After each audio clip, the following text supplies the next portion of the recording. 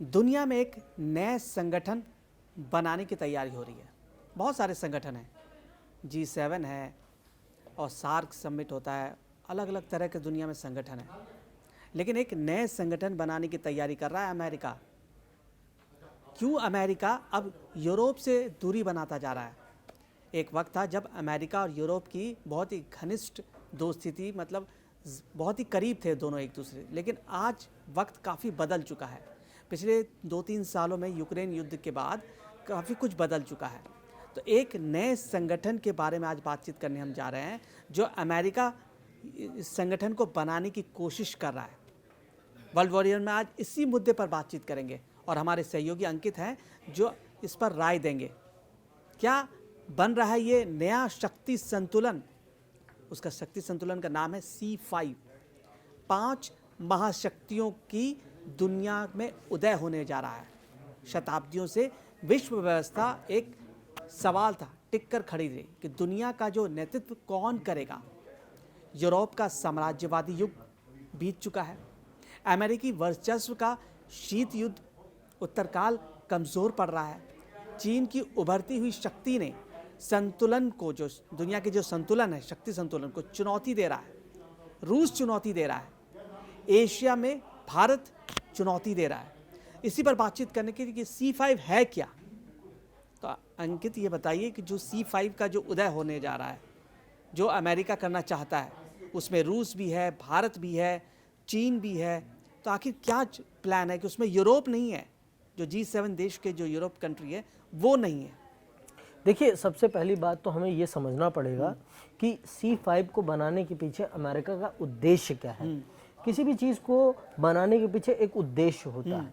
हम जानते हैं कि एक लंबे समय तक पूरी दुनिया शीत युद्ध के दौर में रही, जिसमें दुनिया 2 गुटों में बटी हुई थी, जिसमें से एक गुट का नेतृत्व अमेरिका कर रहा था और दूसरे गुट का नेतृत्व USSR कर रहा था। लेकिन 91 के विखंडन के बाद, USSR के विखंडन के बाद शक्ति का संतुलन एक तरफा हो गया।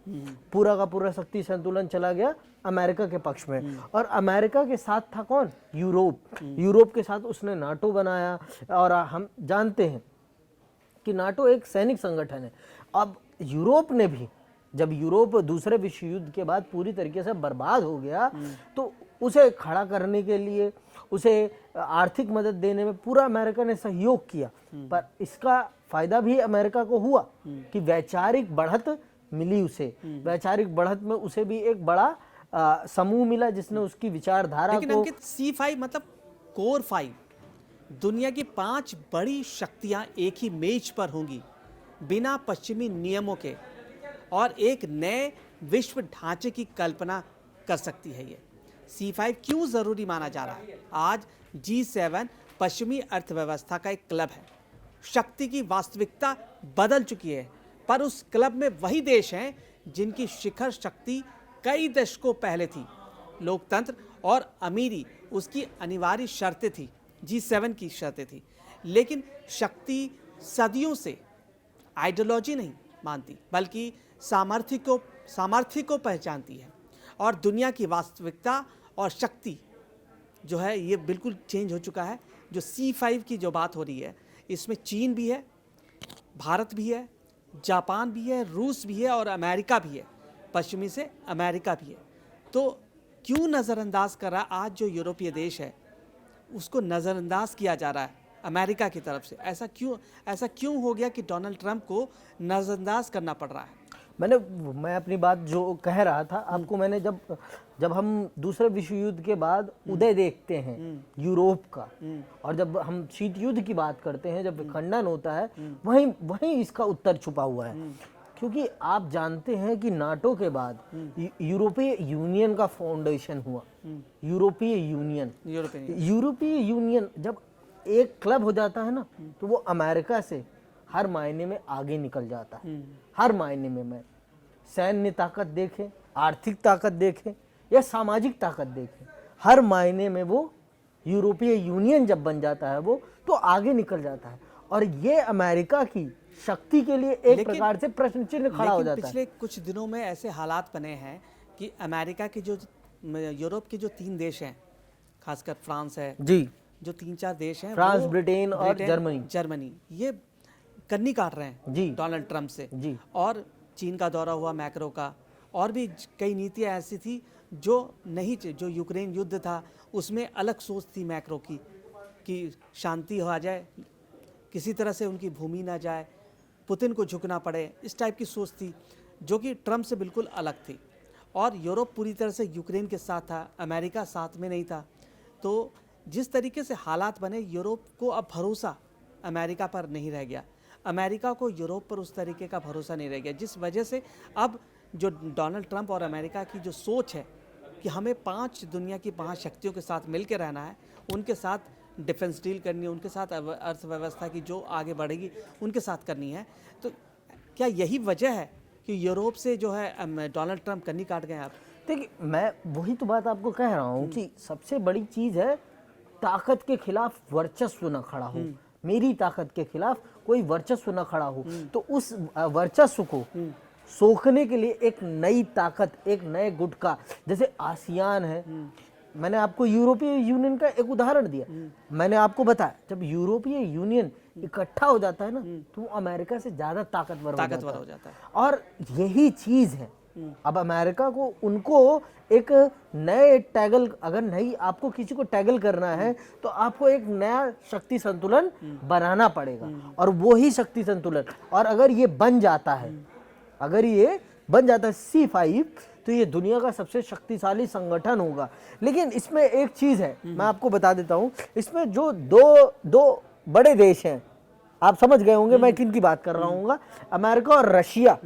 अगर ये दोनों एक मंच पर आ जाते हैं तो दुनिया का, और भारत उसमें सम्मिलित है, भारत दुनिया का सबसे बड़ा बाजार है, सबसे बड़ा उपभोक्ता वर्ग है भारत के पास, सबसे युवा वर्ग है, सबसे शिक्षित वर्ग है। तो ये आप समझिए सोने पे सुहागा होगा। लेकिन मुझे अभी जो ट्रंप की कुछ चालबाजी भी इसमें नजर आ रही है। क्या चालबाजी है मैं बता देता हूं आपको।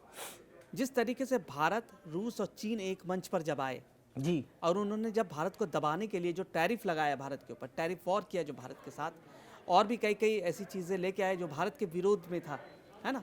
वहाँ के छात्रों जो वहाँ नौकरी करने जाते हैं उन पर भी कई सैंक्शन लगाए। तो अब जो ये 3 देश एक जगह इकट्ठे हुए, अब अर्थव्यवस्था में जो हमारा ट्रांजैक्शन भी अपने ही पैसों में होगा, जिससे डॉलर की जो क्षमता है वो कमज़ोर होगी दुनिया में। ऐसा इन तीनों देशों ने दिखाया ट्रंप को कि हम कर सकते हैं, हम ऐसा कर सकते हैं जी। जो कि ट्रंप को रेड सिग्नल गया ट्रंप को।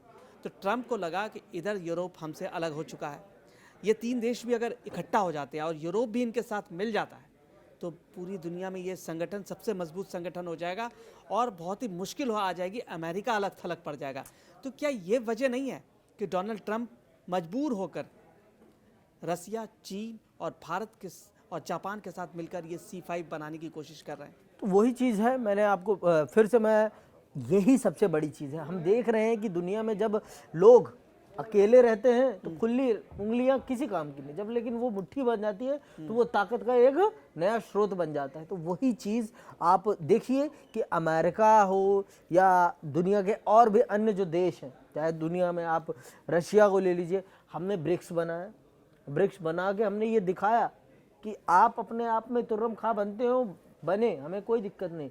लेकिन जब दुनिया के जो आधुनिक देश हैं, जो अपने आप को विकास की एक नई श्रेणी में खड़ा कर रहे हैं, अगर वो एकजुट हो जाएंगे तो आपकी कन्नी कटेगी नहीं। तो ये चीज़, और यूरोपीय यूनियन का देखते हुए अमेरिका को अब ये बात, सही बात में समझ में आ गई है कि जिस प्रकार से वो कभी किसी का सगा नहीं रहता, जब अपने ऊपर बात आती है तो वो ये समझ चुका है कि यूरोपीय यूनियन, अगर मैं यूरोप की शर्तों पे नहीं चलूंगा तो यूरोप भी मुझसे कन्नी काटने में समय नहीं लगाएगा। जो कहा जाता है कि वैश्विक नेतृत्व अमेरिका करता है, लेकिन आज के दौर में जिस तरीके से शक्तियों का जो जो विघटन हुआ, जो फैला है, वो रूस अपने रास्ते, चाइना अपने रास्ते, भारत महाशक्ति बनने के रास्ते, है ना, और जापान अपने रास्ते और यूरोप अपने रास्ते, है ना।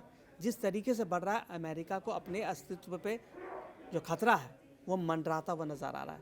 क्योंकि डोनाल्ड ट्रंप जिस तरीके से टैकल कर रहे हैं अपने देश को, जिस तरीके से आप देखिए, जो पिछले, जब से वो आए हैं तब से वो सिर्फ पूरी दुनिया से मतलब अर्थव्यवस्था पे युद्ध लड़ रहे हैं, कभी वेनेजुएला से युद्ध कर रहे हैं, है ना, कभी रूस के करीब जाते, कभी रूस से विद्रोह कर रहे हैं, कभी यूरोप के करीब जाते, कभी यूरोप से विद्रोह कर रहे हैं। तो उनकी जो विश्वसनीयता है ट्रंप की अब वैसी नहीं रह गई है, जिसकी वजह से अमेरिका और अमेरिकन लोगों को ये भुगतना पड़ रहा है।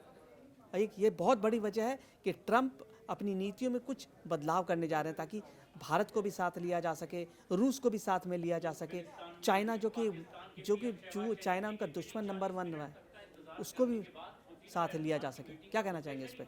जी, ये बात तो आपने जो कही ये पुख्ता बातें हैं, ये एकदम यथार्थ सत्य है और इस सत्य को स्वीकारना हमारे लिए भी और अमेरिका के लिए भी, यूरोपीय देशों के लिए भी और जो भी दुनिया में और संगठन है उनके लिए भी अनिवार्य हो गया है। और अगर इन चीज़ों को नहीं समझे आज विश्व, तो मैं नहीं समझता कि विश्व में जो शक्ति संतुलन है, ये शक्ति संतुलन इसी प्रकार से कायम रह पाएंगे। क्योंकि डोनाल्ड ट्रंप बहुत के जो करीबी दोस्त हैं मास्क, वो भी कह चुके हैं कि दुनिया जो है वो देखेगी, अगला विश्व युद्ध देखेगी और बहुत जल्द देखेगी। जी जी जी, जो कि अगर वो कहते हैं, उनकी बात में वजन है, वो दुनिया देख रहे हैं बिजनेस के माध्यम से, अर्थव्यवस्था के माध्यम से, कि अर्थव्यवस्था मतलब पैसा एक ऐसी चीज़ है जो दुनिया में वॉर करा सकती है, एक अगला विश्व युद्ध करा सकती है जी। तो मास्क की बात को हल्के में नहीं लिया जा सकता। अमेरिका पुराना वैश्विक नेतृत्व रहा है, रूस जो है सैन्य शक्ति और भू राजनीति का एक ध्रुव बिंदु है और चीन उभरते हुए सुपर पावर का केंद्र रहा है। भारत दुनिया की सबसे बड़ी जनसंख्या, नई वैश्विक अर्थव्यवस्था और जापान के बारे में कहेंगे वो तकनीकी और सामरिक स्थिरता का स्तंभ है। ये सिर्फ 5 देश नहीं, ये 5 सैन्य, आर्थिक और जनसंख्या वाला महाद्वीप है, ठीक है। और विश्व राजनीति में एक किस दिशा में जा रही है, ये शक्तियाँ, ये जो 5 शक्तियाँ वो डिसाइड करती हैं आज के डेट में।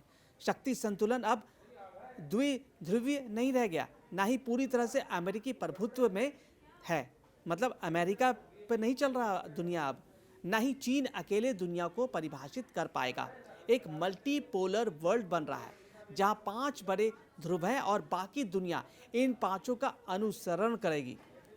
ये C5 अगर बनेगा तो बाकी दुनिया इसको अनुसरण करेगी, ऐसी कोशिश है डोनाल्ड ट्रंप उनके साथ चलेगी और मल्टी पोलैरिटी को औपचारिक रूप दे सकता है जी।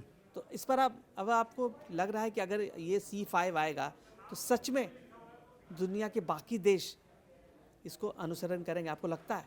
तो ये सिर्फ आप कह रहे हैं नेतृत्व तो नहीं, ये जो 5 देश है ना, अगर सच में एक साथ हो गए तो ये पूरे विश्व की राजनीति की रूपरेखा बदल देंगे और इसमें कोई शक नहीं है कि भारत आने वाले विश्व का नेतृत्व करेगा, कर ही रहा है। ये दिखने लगा है पूरी दुनिया को कि बिना भारत के आज के समय पे कोई शक्ति संतुलन अपने आप को शक्ति संतुलन नहीं कह पाता। ये यथार्थ है क्योंकि भारत सिर्फ एक देश नहीं, भारत अपने आप में एक शक्ति है और इस शक्ति को बिना अपने साथ लिए आज कोई भी दुनिया की महाशक्ति भी ना अपने आप को महाशक्ति नहीं कह सकती। तो ये आपने भी देखा कि जो ट्रंप हम पर पहले सैंक्शंस लगा रहे थे, वही ट्रंप अब हमारे देश में आने के लिए आतुर हैं जब से रशिया के राष्ट्रपति यहाँ से गए। वर्ल्ड वॉरियर में आज इतना ही, कल किसी और मुद्दे पर बातचीत होगी, किसी और मुद्दे पर विस्तार से चर्चा होगी। तो कड़क के सभी वीडियोस को लाइक करें, सब्सक्राइब करें और ज़्यादा से ज़्यादा शेयर करें। तो बने रहिए हमारे डिजिटल प्लेटफॉर्म कड़क पर।